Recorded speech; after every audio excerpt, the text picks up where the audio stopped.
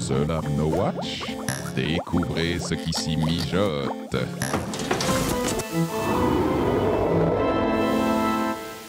Cette diffusion pour baladeurs vous est présentée avec la participation de la boutique No Watch. Si tu souhaites soutenir la Guicheroom et les deux beaux gosses, rends-toi donc sur le site nowatch.net et découvre les nombreux t-shirts et autres goodies. Envoyez donc.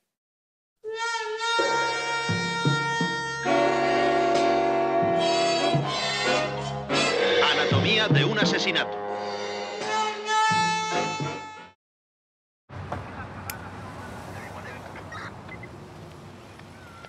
Yeah, firm. I just want to make sure you're going to be. Videotape promoters what civil rights are calling LGBT brutality. I am not a racist. Fact is, I hate all people equally. You could just stop beating people up.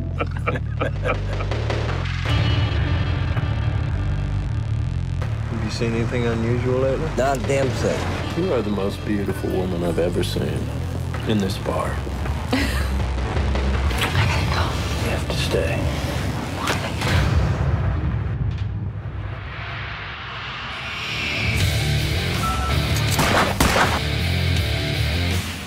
I can prove that your shooting was dirty, just like I can prove you dirty. You can't just walk in the house like you still live here. You were a dirty cop and you dirtied all of us up by default. Have you thought about retirement? If you force me to retire, I'll have my own show on Fox News inside 1 week. You'll be my first guest. Say you have thought about it. The laws change, the people change, but not you. Why is that? Go home and pack a bag. You save that for the jury. I told her everything. Oh yeah, the women and booze. You gotta let us go. I'll never let you go. No man who ever shoots another man is entirely cogent in the moment. Did you learn that with the first man you killed? You're either lying to me or you're withholding. This is what I do. The only thing that's wrong here is that a camera caught him doing police work.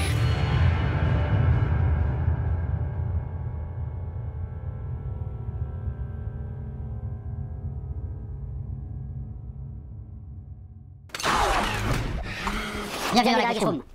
Alors, c'est quoi donc de la guiche de la semaine qu'on va donc parler? On a regardé Rempart. Rempart. Alors, Rampart. Rampart. À ne pas confondre avec Rampage, qui est un autre truc de jeu vidéo. Rien à voir. Rampart, qu'est-ce que c'est? C'est un film de Oren Moverman.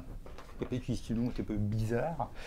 Qui sortira aux États-Unis le 27 janvier 2012. Il n'y a pas de sortie française encore annoncée, mais il y a un gros buzz autour de l'interprétation de Woody Harrelson qui joue le rôle principal de ce film. Il joue le rôle d'un flic très très pourri, hein. Très pourri, hein, jusqu'à la moitié. C'est écrit par... coécrit par James Ellroy. Je ne connais pas cette personne. Et c'est un film qui est passé au festival du film de Toronto, là, le dernier. De quoi ça parle donc? L'action se passe dans les années 90, hein. Vous l'avez peut-être deviné en voyant la guiche là, parce qu'ils l'ont vu la guiche à l'instant. Oui, ils viennent de la voir. 90. Rampart, c'est quoi? C'est le nom d'un boulevard à Los Angeles, le Rampart Boulevard, qui traverse plusieurs quartiers de Los Angeles autour du downtown. Il y a eu un scandale de corruption policière lié à la division du LAPD qui s'occupait de ce quartier-là, autour du Rampart Boulevard. Ce scandale de la Rampart Division a inspiré notamment la série The Shield. Ah bah c'est marrant. Alors forcément. Aïe. Et donc l'intrigue de Rampart, le film, prend pour contexte ce scandale de corruption au sein de la police, mais se concentre l'intrigue plus spécialement sur un personnage. Autour de ce policier. Voilà, ce policier. Un poil violent. Comment il s'appelle? Il s'appelle... Woody alors non, mais l'acteur c'est Woody Harrelson bien sûr, et non pas Woody Allen. Mais l'officier de police du film s'appelle Dave Brown. Voilà. Alors apparemment dans l'action, dans l'histoire du film, il tabasse un conducteur un peu trop violemment, et c'est le début de toute Il le tabasse bien. Très bien. Il est filmé par les caméras, donc scandale. Enfin, voilà, il doit faire face à des sanctions disciplinaires. On va le voir alors. Mais attends, j'ai pas fini. Casting de fou furieux dans ce film. Moi, c'est ça qui m'intrigue quand même. Très gros casting. Il y a Ben Foster. J'adore cet acteur. On l'a vu dans Pandorum, notamment, et aussi dans Alpha Dog. Vous voyez ce film, excellent film. Ben Foster, c'est un fou furieux. Sigourney Weaver, qui apparemment va chercher des petits poupous. Là. Elle aime pas. Elle aime pas les poux, les flics violents. Elle t'aime pas non plus d'ailleurs. Puis je lui ai dit au téléphone. Elle m'a dit elle m'en veut pour l'autre fois, je sais pourquoi. Elle m'a pas. Je sais pourquoi, mais je la rappellerai même souvent. Voilà, Ice Cube, Ned Beatty, de Dieu, Robin Wright, Cynthia Nixon évidemment. C'est la gonzesse de Sex and the City. Voilà, et Anne Hitch. Donc super casting. Et t'as oublié Nucky. Oui, Steve Buscemi. Et d'ailleurs, c'est marrant parce que. C'est marrant de le voir, parce que moi, quand je le vois, je pense à Nucky. Attends, j'ai trop j'étais mort de rire. Attends, mais tu vas ça me le refaire tout à l'heure. Buscemi, c'est Nucky. Voilà. Et alors, c'est marrant parce que dans son précédent film, ce réalisateur-là, Oren Moverman, qui s'appelait, son précédent film s'appelait The Messenger, il avait déjà fait tourner Woody Harrelson, Ben Foster et Steve Buscemi. Donc il les retrouve pour J'ai regardé la bande-annonce de Messenger parce que je ne connaissais pas ce film. Bon, t'as bien fait ton boulot, toi, salaud. Et ça a l'air pas mal, Messenger. C'est pas sorti en France d'ailleurs. On commente la guiche, c'est parti, top à guiche. Go! Alors R, ça me fait plaisir, tu vois. Alors R, ça veut dire restricted. Interdit au moins de 17 ans, non accompagné. Violent. C'est violent. Ah oui, mais ça fait du bien, quoi. Tu vois, le film sera peut-être naze, mais un film R, tu vois, alors, on découvre notre flic. Alors, iconique au possible. Dave Brown. Iconique au possible. Alors, forcément. T'as vu les lunettes? Ah ouais. Raccord. Enchaîne. Pas une clope. D'ailleurs, le film, il démarre exactement par, je pense, le début de l'histoire, c'est-à-dire ce tabassage filmé par les caméras et des manifs derrière. Moi, alors, le truc qui m'a frappé tout de suite. Ouais. Bon, tu vois, sur plein de plans, mais bon, ça tient aussi à l'icono que représentent les rues de Los Angeles. Ça a été tellement vu, revu dans de nombreuses séries et films, que c'est vrai que dès que tu vois une rue de Los Angeles avec cette lumière particulière, cette façon, les immeubles bas, les câbles électriques partout, moi j'ai pensé à The Shield direct. Et pas que à cause du fait que ce soit Los Angeles, la façon de filmer, on voit bien qu'il y a beaucoup de caméras qui bougent. Non, mais c'est pour ça que ça va être en plus assez dur, après The Shield, d'arriver à nous surprendre avec un personnage de flic ripou, en plus à Los Angeles, et en plus dans le même contexte. Mais apparemment, Woody Harrelson est totalement hallucinant. S'il y avait une raison de voir le film... Mais il a toujours eu cette gueule un peu flippante du gars, il a presque une tête d'ange, enfin tu vois un petit côté yeux bleus, blond. Mais en même temps, tu sens que derrière, il peut complètement péter les plombs à tout moment, tu sais, sans prévenir. Absolument. Et ça, c'est pas le genre de truc qui risque de nous arriver. Par contre, ce que je n'aime pas dans les aguiches, c'est ça. C'est les mecs qui nous mettent, tu sais, les coupures de presse. Ouais, c'est normal, il faut un peu faire mousser, quoi. Ouais, le distributeur essaye de faire mousser pour essayer de vendre le film à l'étranger. Alors ça m'a fait penser à The Shield vachement, quoi. Genre la discussion filmée en zoom, tu sais, un peu, on est témoin d'une scène sans qu'ils sachent qu'on les regarde. Ouais, tu vois, ça m'énerve. Alors surtout qu'il trichouille un peu parce qu'il faut être honnête, hein, moi j'ai lu quelques autres critiques, il y a des critiques mitigées sur ce film. C'est bien ce que je reproche aux mecs qui mettent ça sur les affiches de cinéma. Tu peux pas leur reprocher, c'est leur boulot, c'est de faire la pub du film. Vous comprenez. C'est comme nous quand on fait la pub de la guiche, on va faire des pubs, les podcasts les plus géniaux, Piscine extraordinaire, bon d'amour. Robin Wright. Ouais, absolument. Moi ça me rappelle Princess Bride. Je crois qu'elle joue le rôle de peut-être. Il la drague dans un bar et apparemment. Ça marche. Alors lui, il a une ex-femme qui vit avec sa sœur, si j'ai bien compris. C'est les personnages qu'on voit un peu plus tard. Il a une vie de famille, en effet. Bon, et en fait, apparemment, le film parle, avec cette histoire de tabassage filmé en direct et du scandale qu'il y a autour. C'est la dérive totale de ce flic qui doit être accusé. Je pense qu'en effet, voilà, c'est elle de Cynthia Nixon. Qui se reconvertit plutôt pas mal après Sex and the City, je pense. Hein, à moins que je me... en tout cas, elle change de registre. Ouais. Elle avait fait un rôle super marquant dans un épisode de Doctor House. Ah bon ? Ouais. Moi, j'adore Woody Harrelson. Franchement, cet acteur, mais tu l'as pas vu dans Défender ? Non, je vois ce que c'est. Quel film. C'est plutôt une comédie, ça, non ? Ah non, pas trop. Non. On croirait comme ça quand tu vois la jaquette du DVD, mais non, pas du tout. Mais je pense qu'il est peut-être pas loin d'une nomination aux Oscars pour ce rôle-là. C'est peut-être calibré pour ça. Allez, continue. Mais il a vraiment un fort charisme. On sent dans ce regard, quoi. On sent le mec sur la brèche. Alors j'ai vu un extrait de cette scène-là où il est face à face avec Sigourney Weaver qui joue le rôle apparemment d'un procureur, tu vois, un truc comme ça, qui essaye de le coincer. J'ai vu là, il y a un extrait de cette scène-là qui circule sur le web. Essayez de le regarder. Elle est extraordinaire, Sigourney Weaver, dans ce passage. Bon là on est clairement dans une sorte de personnage entre Vic Mackey de The Shield et le Bad Lieutenant, quoi, tu vois. Ben Foster. On est obligé de parler de James Ellroy.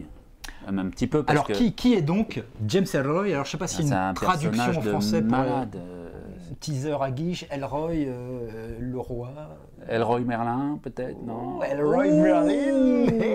Même, je vois quand même le vieux Cubain. De l'autre côté de la caméra, que vous ne pouvez pas voir, eh bien, il l'opine du chef. James Ellroy, c'est un écrivain américain qui a explosé dans les années 80 avec un livre Opine from the Chief qui s'appelle Le Dahlia Noir, qui a été adapté au cinéma.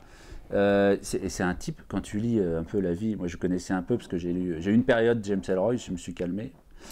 Il est né dans les années 50 à Los Angeles. Sa mère est morte, assassinée d'un meurtre. C'est ce qui a conditionné en fait toute l'œuvre et la vie de James Ellroy. Parce que les meurtriers de la mère de James Ellroy n'ont jamais été retrouvés. Et plus tard, il a travaillé avec des anciens flics et des détectives pour essayer de trouver les meurtriers. En fait, il est fasciné par la police, il a une admiration... et par Los Angeles, hein, surtout aussi.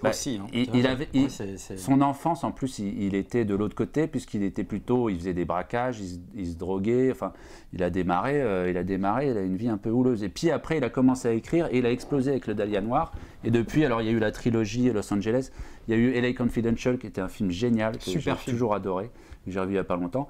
Et il a eu d'autres c'est un personnage super bizarre. Il se déclare lui-même complètement égocentrique. Il en joue aussi pas mal. Hein. Je sais qu'il aime bien. Il se déclare comme un vieux réac de droite, fasciné par la police. Il défend énormément, même si tous ses livres parlent de la police corrompue. C'est quand même toujours des personnages de héros flics, toujours sur la brèche, mais en même temps hyper puissants, très humains. C'est un peu ce qui fait un peu son style. Et derrière, une police corrompue. Dans les milieux de Los Angeles, à la fois dans les années 50. Enfin, il revisite aussi toujours l'histoire des États-Unis. C'est aussi intéressant pour ça. American Tabloid notamment. Hein. Ouais, mais certains de ses livres sont quand même assez... c'est du pavé, quoi. Hein, tu vois, moi, il n'y a que Le Dahlia Noir que j'ai vraiment lu de la première à la dernière page, mais sans... C'est vachement bien, Le Dahlia Noir. La première à la dernière page de la préface. Le film était vachement bien raté, par contre. Ouais, le film était un truc bien pourri. Ouais, dommage. Mais bon, en tout cas, tout ça pour dire, le personnage de James Ellroy et ce qu'il écrit, c'est sûr, quand il écrit, en plus, apparemment, c'est pas tiré d'un livre, c'est un script original. Oui. Moi, j'achète, quoi, j'achète. Je sais pas ce que ça va donner, mais ça me plaît les plans bien. sont convaincants, je trouve, en tout cas, dans cette C'est très Childiesque, hein, franchement. Hein. Très, pardon Childiesque. De... Tous les plans extérieurs, on voit que c'est très des voilà. Allez, Naki. Salut, Naki. Pardon. Ouais. Respect. Elle est bien aussi, hein, Sigourney Weaver. Moi, très jolie image d'ailleurs. Tiens, tu veux un petit plan de ville comme sur Spider-Man? Ouais, en plus j'adore la typo. Je sais pas qu'est-ce que c'est ça comme police, quoi. Mais c'est crasse. Police. Voilà. Bon, voilà. On va la faire courte sur Rampart parce qu'on ne sait pas grand-chose de plus sur ce film. Voilà, à part qu'il a été Il a été accueilli donc par une gomme au Festival de Toronto. La gomme a fait oui, Rampart, c'est sympa. J'ai adoré, c'est brillant. 4 amazing, voilà.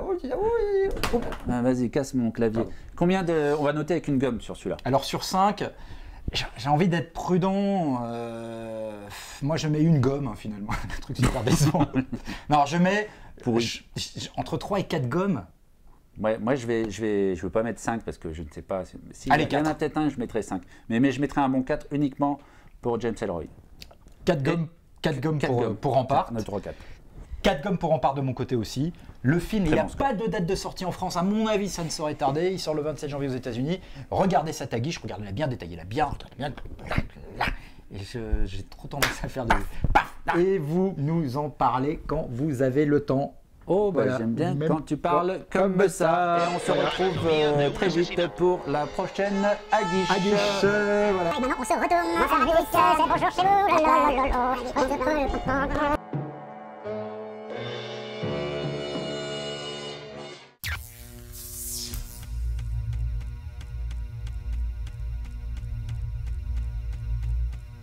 Pretty